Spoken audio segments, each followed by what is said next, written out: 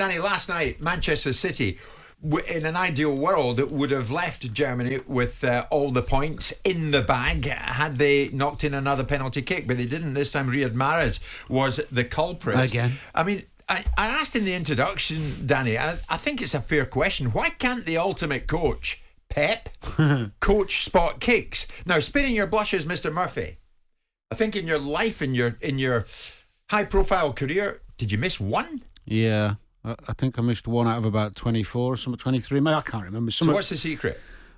Well, there's different ways to take penalties. The main thing about penalties is your mentality.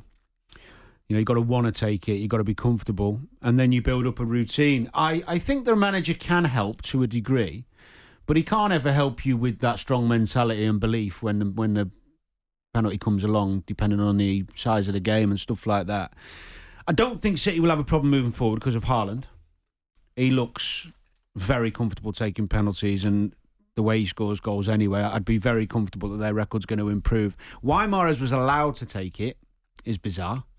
I mean, he's missed, I think that's 3 out of 4 now, but 2 out of 3, and they've got enough good quality players there for someone on the pitch to say, no chance of you taking it. No, you have why him of all people? He's missed 10 out of 32 in his career, but he's missed 3 of the last 4. Yeah, it's ridiculous when the players they've got on the pitch. But going back to the original point of what you asked me, can you coach someone? I think you can help somebody, in terms of their preparation for a penalty. There's a few things you don't want to do. You don't want to run at the ball straight, because that tells the keeper if you're a right foot, you can't really go to his left if you're running at the ball straight. You need a bit of an angle. Most players do it. Good penalty takers will go up at an angle where they can go either way then, can't you? Pardon? You can go either way then, can't you? Yeah. And the other thing as well is I think the speed of the run is important. I think if you run up to the ball too fast, you can lose control. I think the tempo you run. But ultimately, whatever technique you're going to use, it's your belief in yourself to put it where you want and also bluff the keeper. I mean, Harry Kane has mastered his. I think he's got much better at pens. I tell you who's the best is Ivan Toney. Ivan Toney's brilliant. Well, unbelievable. Ivan Toney. On him. Tell me about him. Yeah. So his technique is quite unique and only been done by a few players. They can't pick him though, can they? Mendieta used to do it, and at Cantona. And what he does is he looks at the keeper the whole time and doesn't look at the ball. Normally, when you kick a football, you will look at the ball as you kick it, for obvious reasons, to help your coordination, make sure you don't miss it.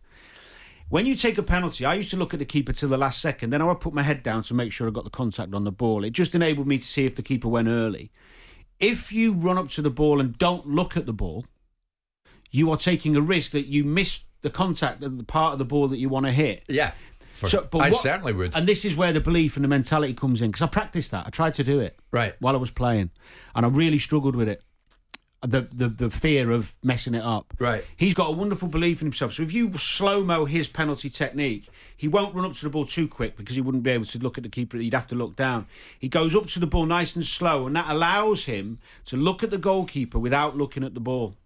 So he'll have something in his head where he's going to put it, but if the keeper moves that way, he can just put it the other way. Well, Danny, it's almost unbelievable. City have now missed 25 penalties out of 80 in Guardiola's 6.5 years at the club. Back to you in a second. This was Pep on the penalty situation. I admire a lot the courage and the bravery to the guys who did the penalty, but this one reality is not about Riyadh. And since we arrived here, I don't know how many millions of penalties we have missed. And this is a big problem. And we did it in this competition a few times. Like when you miss it, it's difficult. Riyadh last season was exceptional.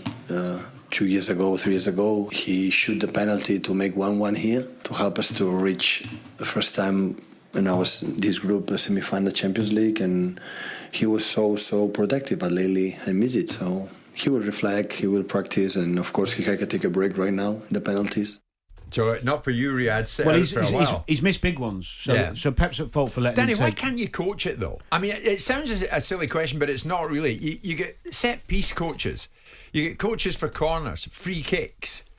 Why can't you get a coach specifically for penalties? Well, you could give somebody some words of wisdom, if you like. But the problem is, Jim, is that every footballer has a different way, a different technique of kicking the ball. Their body is different, but their structure. Some people are 10-2 in the way they walk and the way they hit the ball. Some people are more bow-legged, if you like. So There used to be a player called Graham Alexander for Burnley. Yeah. Yes. Right, and he used to take a penalty by running straight at the ball, but because of his flexibility of his feet and his groins, he was still able to go to the keeper's left, if that makes sense. So open his right foot out to make the ball go left. Now, if you ever try and do this when you're having a kick around with your kids or whatever, whoever's listening, try and run to the ball straight and kick it to the keeper's left. It's very difficult to do.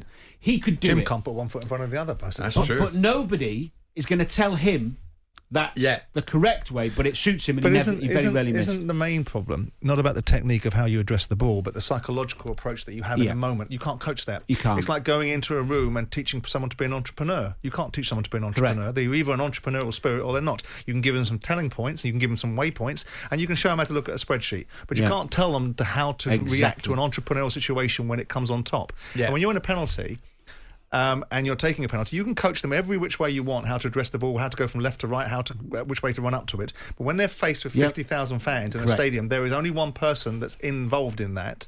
No coach can teach you the psychological profile of someone that's prepared. Psychologist could.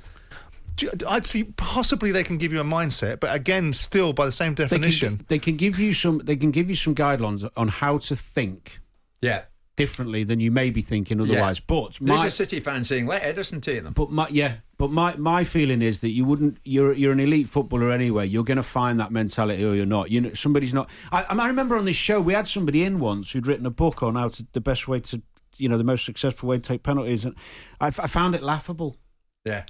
Because he's never been in a situation where the pressure of 50, 60, 70,000 people, and you've got a 6'3" goalkeeper looking at you, shouting stuff at you. Yeah. He's never been. He can't. Nothing he tells me is going to help me. If this is the worst thing that Man City have got to worry about, then they're running amok through football. Let me tell you, their worry is gone when Ireland's on the pitch because he smashes penalties. He'll score. Yeah. It's not a concern. What do you think of the toe poke technique, Danny? Because I hear on the roof of Gary Neville's hotel with one or two members of this show, the bold Simon chose to toe poke the ball in from the penalty spot. You've got information the wrong way around. It was kind of like Nureyev. Luke is a toe poke person, not me. Oh no, I believe you. No, I don't toe poke. I believe you bounded up to it like a leading ballerina. I addressed the ball properly. Luke was toe poker. More interestingly, talk about the mindset when you take a penalty, because I think it is interesting. The one thing I used to have, and a few people said this to me who scored a lot of penalties, I used to not only enjoy it, but I used to think, he's overdoing it now, Simon, isn't it?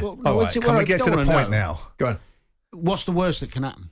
Yeah. You're still in the same position if you miss. Yes. You've nothing. Who did you miss against, incidentally? Who was it Joe against? Hart, Man City. But Joe Hart, good morning. Well done, Joe. He pushed it back to me. All right. Got the rebound. There you go. He got a rebound. All ended well. Jim White and Simon Jordan.